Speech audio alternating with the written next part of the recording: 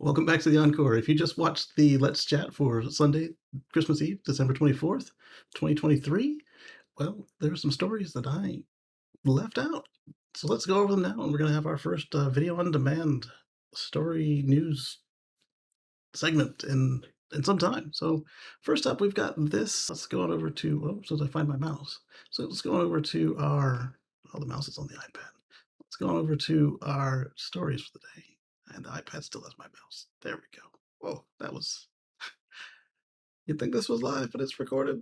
But it was recorded live. So let's go on over to look at the first story.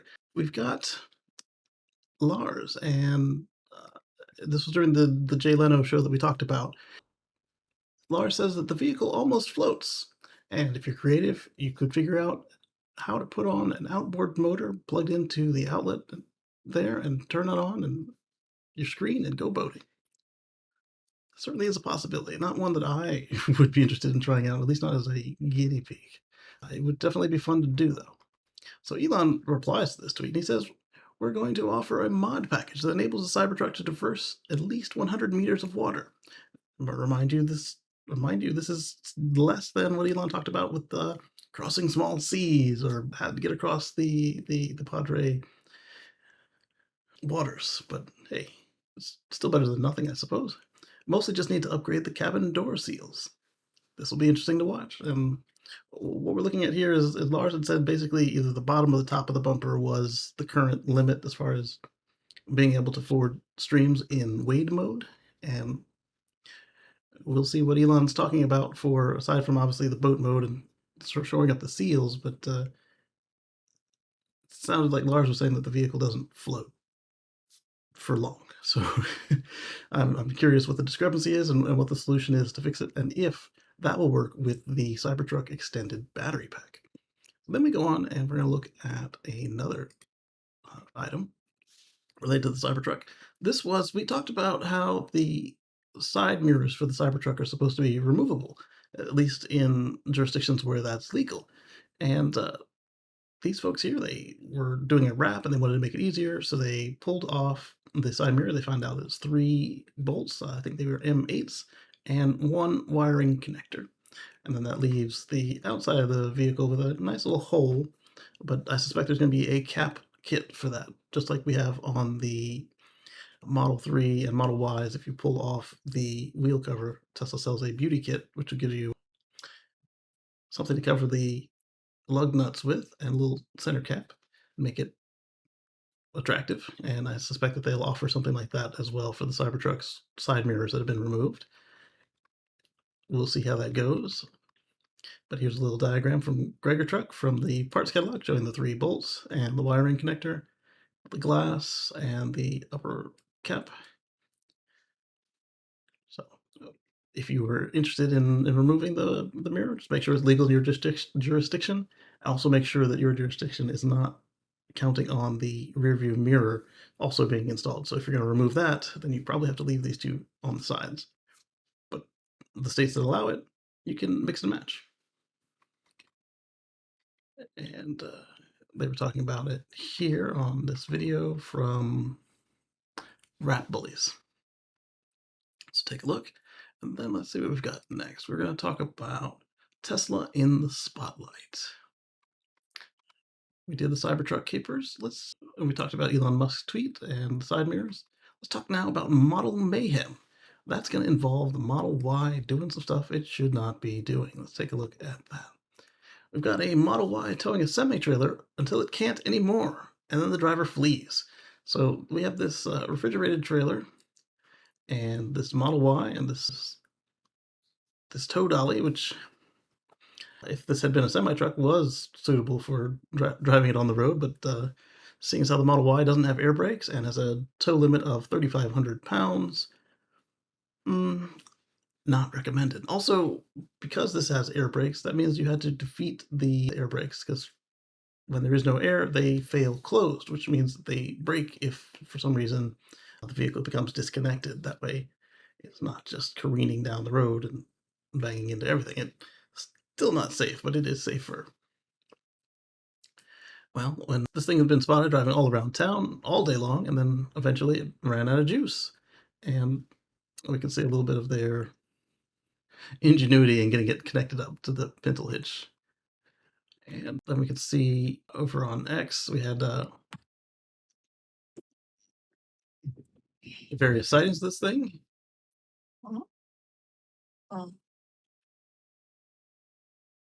He's got some get up and go. But the other thing to remember is not just can you not stop this thing, you also don't have your frame is not rated for dealing with this kind of stress on it. Thankfully, there's like no tongue weight because the dolly is receiving the no, is it the kingpin? The dolly is receiving the tongue weight, but you still got the pulling action on the frame of the vehicle, and it's not built for that. Craziest thing you'll see today, they say. It's off right about there. And then later on, we can see the towing company who was called up to come retrieve this Model Y and trailer. They were a little bit confused. They'd received a call saying, "Hey, come get this trailer with a heavy duty." And then like, "What about the tow vehicle? Is it a Tesla semi?" Or no, they said, "What about the tow vehicle? What is the tractor?" And they said it's a Tesla. And they were confused, like the Tesla semi. Didn't realize it operated out here. It doesn't. It was just a Model Y. And when they arrived on scene, it made more sense to them, and they had a laugh about it. Again, this is not safe. Do not try at home. But that's what they saw. I think this last one is them. I don't think it's loading, but that's them doing their little ad for the good job recovering it. It's weird stuff out there. Just don't do this. All right, so that was the bizarre story of a Model Y towing a semi-trailer. Now we're going to talk some more Tesla real quick about the LA Sanitation District. They paid $1 million for 22 new Model 3s, and the Sanitation District fleet manager said that after incentives and rebates, the Model 3s were only $30,625 each. Not only were they the best priced vehicle, Tesla could guarantee a quick delivery, while legacy OEMs needed to step up their game. We still have light-duty vehicles that have been on order since July of 22 that have yet to be delivered. That's a long time. It's over a year. So here we are at the end of 23. He added, "What did we learn taking delivery of our first Tesla Model 3 rear-wheel drive EVs? 1. Efficient ordering process. The Tesla online ordering process is simple and extremely efficient with a Tesla business account. Same thing that Hertz did. You're not sitting there with the credit card, one card at a time, despite what they led us to believe. There are no restricted ordering windows. There's no opening and closing of model year order banks. So with other OEMs, you only have certain times, sometimes only days, to put your PO in and to secure orders and to get them before everything shuts down. You have seamless communication. Most of the communications and updates were through the online business portal and email. We had dedicated account rep that was readily available to answer any questions, along with a fast delivery. It took just 14 days to deliver all 22 vehicles after placing the online order. Not bad. He finished by saying thanks to Tesla for providing another option. However, hopefully, this motivates other OEMs to follow suit. We can bet that probably Ford and maybe VW will follow suit after this. Hat tip to these folks and the sources on LinkedIn. And there's some pictures of their deliveries. Got the LA County Sanitation Districts. Got all 22 of their cars there. And in the same way that we get an owner card when we pick up our cars, they got one as well. Los Angeles County Sanitation Districts. Welcome to the Tesla family. Isn't that sweet? All right, let's see if we want to wade into the comments or not. Elon says cool. And the rear-wheel drive is an incredible value and very capable vehicle for the price. Yes. Oops. Sorry about that. And Dr. Know-It-All says, taking out the trash has never been so cool. We're going to, let's see, we're going to talk about some tech tidbits. Let's go on over to Pin to Drive on the non-legacy cars. If you have a key card, you can set up Pin to Drive and the password all within the app. Now, if you park someplace sketchy, turn this on for the ultimate security. Adding this to the app was a nice touch. Elon Musk, Tesla. This was added in June. and then they have a screenshot of what you're looking at. And I was like, oh, that's cool. I missed that. How did I miss that? Because I don't have it. So Joseph says, that's cool. I say, awesome. I hadn't noticed this edition because I couldn't. I said, awesome. I hadn't noticed this edition. And then I looked for it. And I said, it seems that I didn't see this because it's not on legacy cars. So if you don't have a key card, this is what your screen looks like under security and drivers. You get a sentry mode, valet, you can clear the pin, and speed limit mode, where you can clear the pin, and you can manage the drivers in the app. And sad face there. And oh, there's replies to it. Oh, that's cool. You can limit max speed. I was doing it, and then I had to reset my phone, and I'm not near my car to pair my phone again. I can't do it anymore. You can do it from the car as well. Yeah, absolutely, you can do it from the car if you knew what your PIN was, or if you're going to use the Tesla password option. Okay, because I'm on the original tweet still, not on my thread. My thread was short anyway. Let's go on to some more tech tidbits. This isn't a tech tidbit. This is actually something else. What is this? Surrounding the Supercharger network. I think I'm missing a post there because I don't have a controversy. So instead, we're going to talk about the EV ecosystem evolution. We're talking about Ford's fickle future. We got a Teslarati post where half of Ford dealerships are not committing to EVs, exploring potential reasons for the implications. Let's take a look here. And so this is a tweet by Teslarati. Half of Ford dealers won't commit to EV program and stick to ICE and hybrids for now, burying their heads in the sand. Spaceboy CS says, not surprised, dealers will end up killing legacy auto. Between unions and dealerships, it's a difficult path for them. The unions they've got, yeah, I don't want to just paint all unions with a bad brush, although you see me week after week just slamming IF metal for being club-fisted and a bull in a china shop at actually achieving what they want to achieve, but I don't want to say that all unions are bad. All right, so let's look at this Teslarati article real quick. Ford's transition into the electric vehicle age does not seem to be going smoothly as company executives have expected. As recent reports, a significant portion of Ford's dealership network is opting out of the automaker's aggressive electric vehicle push. This means that about half of Ford's dealers have opted to just sell combustion-powered and hybrid cars, which is the same thing, in this coming 2024. And this might make sense to you in the short run, but you're leaving money on the table by not going for what everybody's moving to, and you're missing out on the opportunity to hone your sales folks' training and delivery and everything with this. Because if you wait until it's required to do the shifts, like either legally or that's all customers want to buy, you're going to be at a disadvantage because this will be your first time interacting with the vehicles. You won't understand how the fueling goes. You won't be able to understand how to explain long trips for customers. You won't be able to refute any of the FUD unless somebody else has done it for you because you have no firsthand experience with the vehicles. And on top of that, you're going to miss out on any customers that want an EV. You don't have to commit to doing 100% of your fleet at EVs, but by committing to do none, you're not putting yourself in a good spot in the future. It may feel good now, but you're going to come to regret it.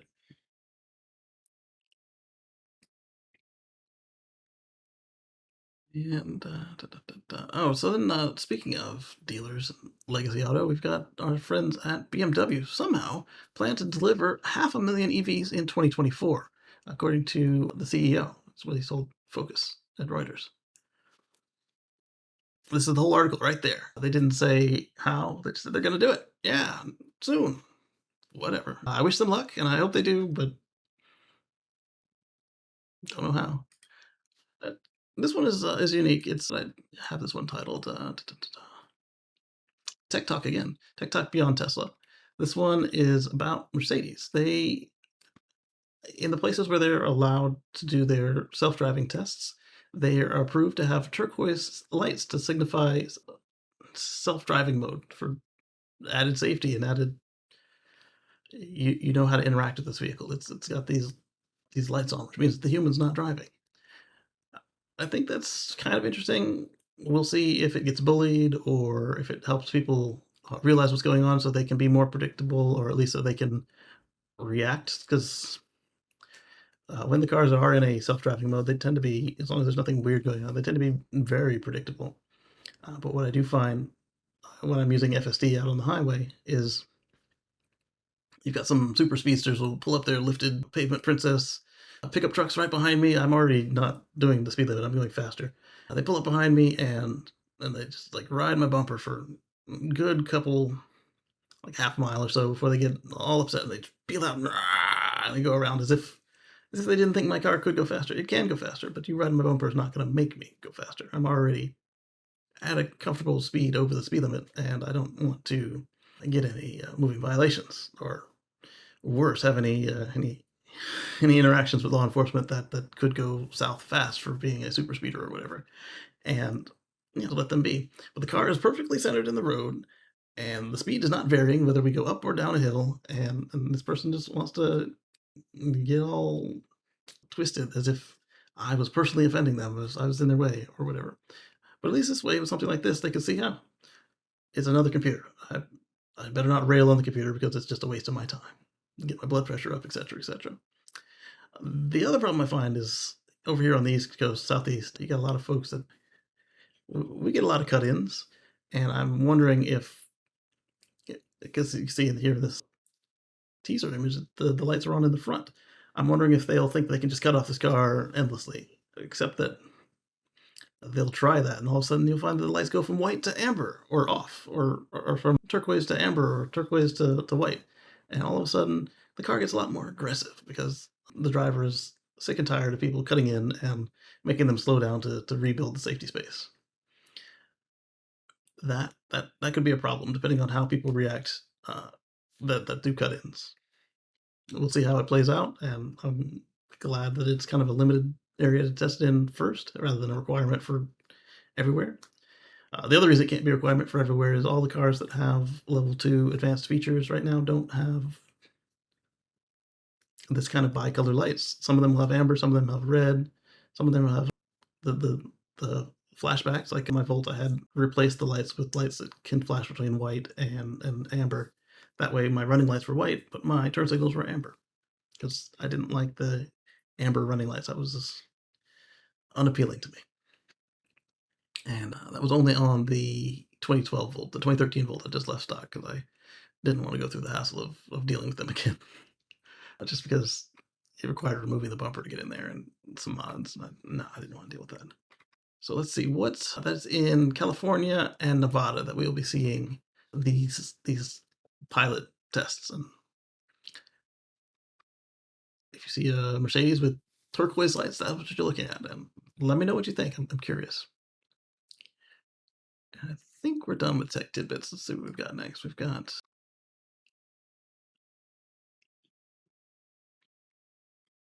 I've lost my I put it out there. We're going to talk about the recall again. Looks like it might still be rolling out. So stupid, though. Check your DMs. I sent you a message. Horrible decision. I'll keep an eye to see if these other listings disappear. So what this is eBay Motors reacted to the Tesla recall, the over-the-air software update recall, and it wasn't even like a safety recall. I mean, it was labeled as a safety recall, but it wasn't even a case where if you didn't have it that you were in a danger. What it was it was an update to make us more aware that we need to be in charge and driving when you are in any of the driver assist modes.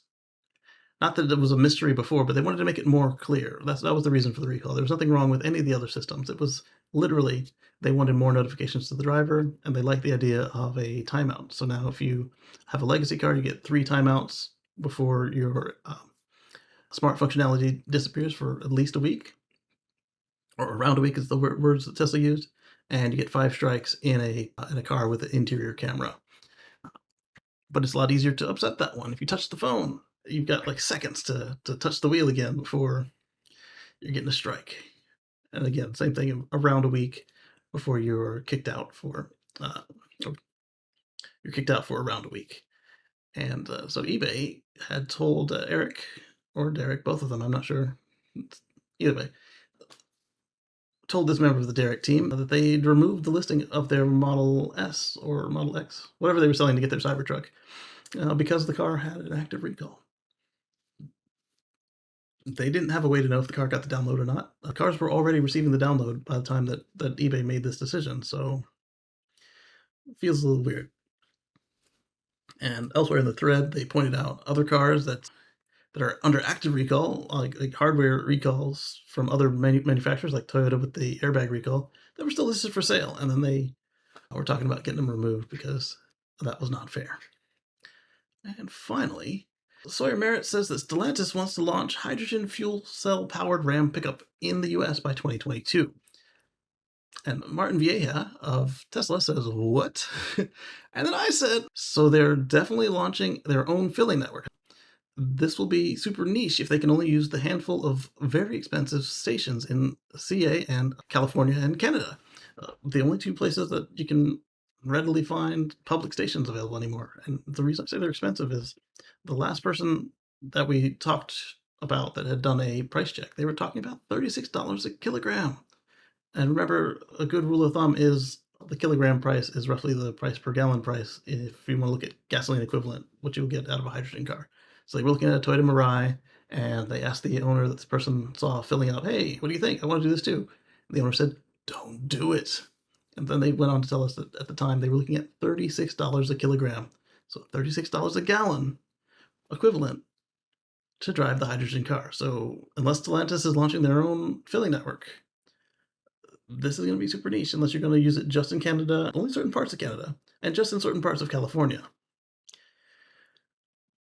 I would like to know more about what they're doing and how they expect this to work. Hopefully they're not like suckling down any government funds to waste on this, because until hydrogen gets more evolved, I don't see it going anywhere. What do you think about this? It's just the hydrogen boondoggle. It's always 5 to 10 years away, except for when it was always 30 to 50 years away. But it's not here today. And even if you can actually drive the cars today, it's not a real solution just yet for most people. Yes, a handful of people can use it to commute if they either don't care about the cost of the fuel, and assuming that they can guarantee that it's not gray hydrogen, made from natural gas, methane, or other petroleum products. Right now, it's just more energy efficient to put the energy into green hydrogen into a battery and just drive a regular EV rather than an EV fuel cell hybrid. But with that, thanks for watching this Encore, and we will catch you on the flip side.